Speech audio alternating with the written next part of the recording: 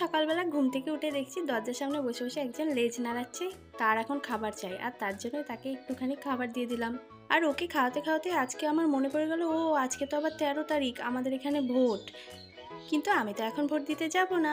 এদিকে মাও সকালবেলায় ধানের কাজকর্ম শুরু করে দিয়েছে, ধান সিদ্ধ করতে শুরু করেছে, আর সেটাই তোমাদের সঙ্গে একটু দেখিয়ে নিলাম। আর তারপরে আমার ছিল একটু পড়াতে যাওয়ার, তো পড়াতে গিয়ে আমি কি করছি, পড়াচ্ছি না ঢং করছি? না না, পড়াচ্ছিলামই, শুধু তখন স্টুডেন্ট ছিল না। এদিকে বাড়ি এসে আমি ভোটটাও দিয়ে চলে এসেছি, আর সেটাই তোমাদেরকে দেখাচ্ছি। আর তারপর স্নান টান কমপ্লিট করে এদিকে তো বসে পড়েছি খেতে। আর আজকের মেনুতে ছিল পাট শাক আর চিকেনের ঝোল, আর সাথে ছিল একটু শশা। এরপর সন্ধ্যাবেলায় একটু বেরিয়েছিলাম আর খেয়েছিলাম এই আইসক্রিমটা, যেটা দেখতে খানিকটা এরকম ছিল আর খেতে ছিল ভীষণই টেস্ট। গরমে ঠান্ডা জিনিস খাওয়ার মজাটাই কিন্তু আলাদা। আর আরেকজনের তো এই পোড়া গরমেও গরম চা ছাড়া চলে না। বাবা, আমারও তো সাহস নেই।